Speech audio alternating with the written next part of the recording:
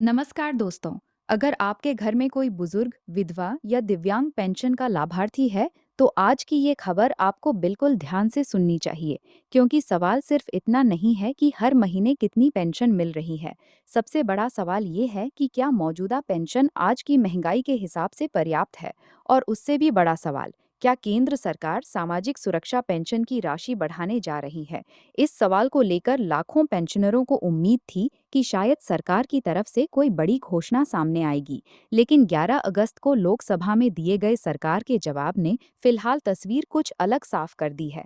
सरकार ने बताया है कि राष्ट्रीय सामाजिक सहायता कार्यक्रम यानी एनएसएपी के तहत मिलने वाली केंद्रीय सहायता राशि में बदलाव का फिलहाल कोई प्रस्ताव विचाराधीन नहीं है। अब इसका मतलब क्या है? क्या पेंशन बिल्कुल नहीं बढ़ेगी? क्या राज्यों को पेंशन बढ़ाने का अधिकार है? केंद्र सरकार कितनी सहायता देती है?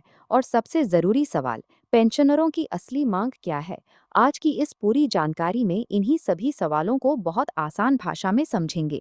इसलिए वीडियो को आखिर तक जरूर देखिए, क्योंकि अंत में हम ये भी समझेंगे कि अगर आपके खाते में पेंशन नहीं आ रही है या भुगतान में देरी हो रही है, तो आपको किन चीज़ों की जांच करनी चाहिए। और अगर आप पेंशन से जुड़ी जरूरी और आधिकारिक खबरें सबसे पहले जानना चाहते हैं, तो हमारे व्हाट्सएप चैनल को जरूर ज्वाइन कर लीजिए। लिंक आपको वीडियो के डिस्क्रिप्शन में मिल जाएगा। तो चलिए सीधे आते हैं सबसे बड़ी खबर पर। 11 अगस्त को लोकसभा में सामाजिक सुरक्षा पेंशन को लेकर एक महत्वपूर्ण सवाल पूछा गया। ग्रामीण विकास राज्य मंत्री कमलेश पासवान से पूछा गया कि क्या सरकार ने सामाजिक सुरक्षा पेंशन की मौजूदा राशि का मूल्यांकन किया है, और क्या इसे बढ़ाने का कोई प्रस्ताव सरकार के पास है। सरकार की तरफ से दिए गए लिखित जवाब में कहा गया कि फिलहाल एनएसएपी के तहत केंद्रीय सहायता की दर में बदलाव करने का कोई प्रस्ताव विचाराधीन नहीं है। यानी अभी तक केंद्र सरकार की तरफ से ऐसी कोई घोषणा नहीं हुई है कि देश भर के सामाजिक सुरक्षा पेंशनरों के लिए केंद्रीय सहायता राशि बढ़ाई जा रही है। ये बात बहुत महत्वपूर्ण है, क्योंकि सोशल मीडिया पर अक्सर ऐसी खबरें वायरल होती रहती हैं कि पेंशन अब बढ़कर इतनी हो गई है, अगले महीने से इतनी राशि मिलेगी, या केंद्र सरकार ने सभी पेंशनरों के लिए नई राशि मंजूर कर दी है। लेकिन आपको ऐसी खबरों से सावधान रहना है। जब तक आधिकारिक आदेश या अधिसूचना सामने नहीं आती, तब तक किसी वायरल दावे को पक्की खबर नहीं मानना चाहिए। अब यहाँ एक बात और समझना बहुत जरूरी है। कई लोग केंद्र की सहायता और राज्य सरकार की तरफ से मिलने वाली अतिरिक्त सहायता को एक ही समझ लेते हैं, जबकि दोनों अलग अलग चीजें हैं। एनएसएपी के तहत केंद्र सरकार अपनी निर्धारित सहायता देती है।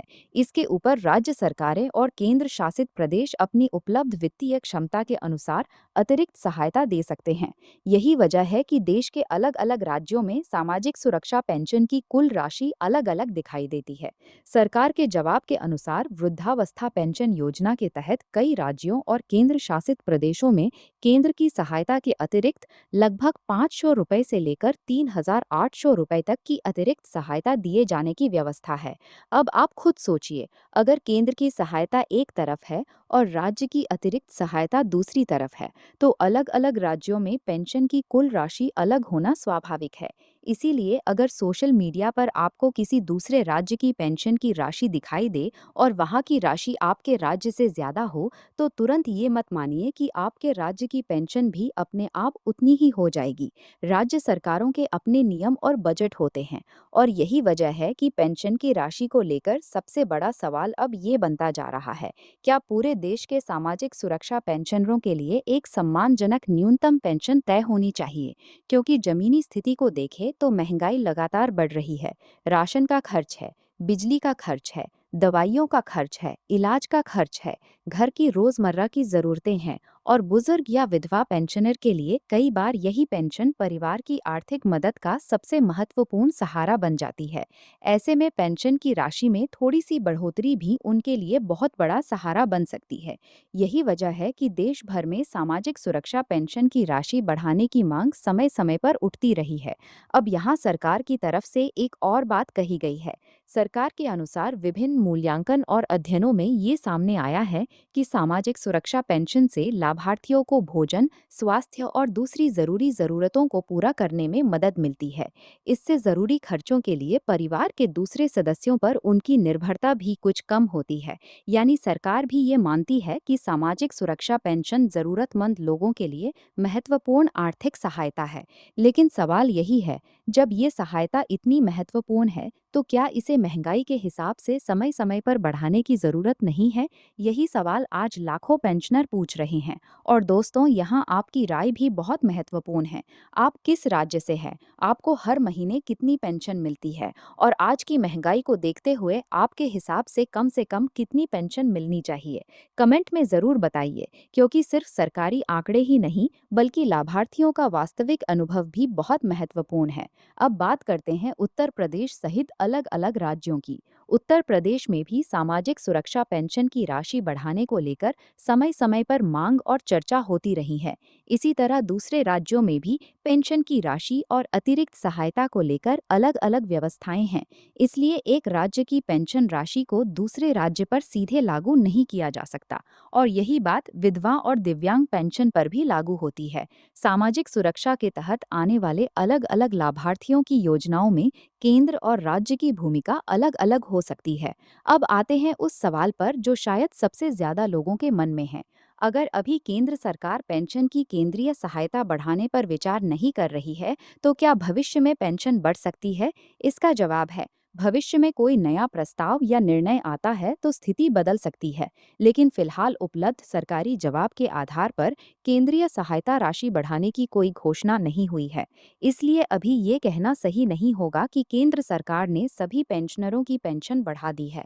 इसी तरह अगर कोई ये दावा करे कि अगले महीने से पूरे देश में सभी पेंशनरों को एक निश्चित नई राशि मिलेगी, तो उस दावे की आधिकारिक पुष्टि जरूर करें, क्योंकि पेंशन से जुड़ी तीन चीजें अलग अलग होती हैं: बजट की घोषणा, पेंशन राशि में बदलाव और खाते में वास्तविक भुगतान।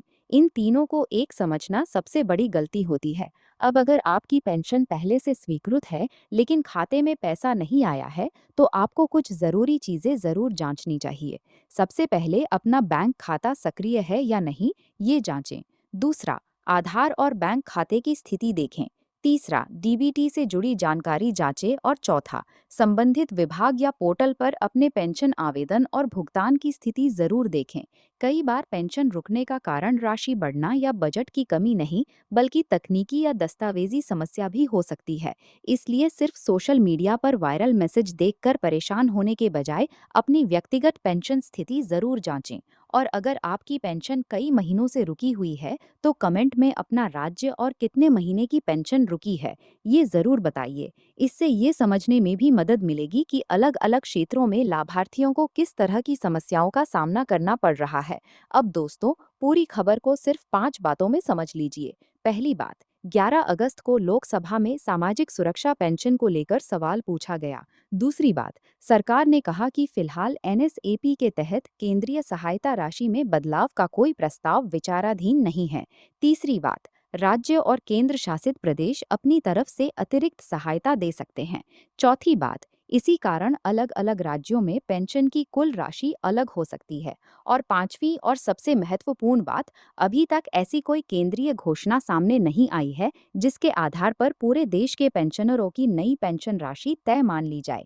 इसलिए अभी किसी वायरल खबर पर भरोसा करने से पहले आधिकारिक जानकारी जरूर देखें। और दोस्तों, अगर आपके परिवार में कोई वृद्धावस्था, विधवा या दिव्यांग पेंशन का लाभार्थी है, तो ये जानकारी उसके साथ जरूर शेयर करें, क्योंकि हो सकता है आपके एक शेयर से किसी पेंशनर को गलत जानकारी से बचने में मदद मिल जाए। वीडियो उपयोगी लगा हो तो लाइक जरूर करें और ऐसी ही जरूरी जानकारी के लिए चैनल को सब्सक्राइब कर लीजिए। और जाते जाते कमेंट में 3 बातें जरूर लिखिए। आपका राज्य कौन सा है? आपको हर महीने कितनी पेंशन मिलती है? और आपके हिसाब से आज की महंगाई में कितनी पेंशन होनी चाहिए, क्योंकि सवाल सिर्फ पेंशन की राशि का नहीं है। सवाल उन लाखों लोगों की आर्थिक सुरक्षा का है जिनके लिए हर महीने मिलने वाली ये छोटी सी सहायता भी बहुत बड़ा सहारा है। फिलहाल सरकारी जवाब के आधार पर यही स्थिति है कि केंद्रीय एनएसएपी सहायता राशि बढ़ाने का कोई प्रस्ताव अभी विचाराधीन नहीं है।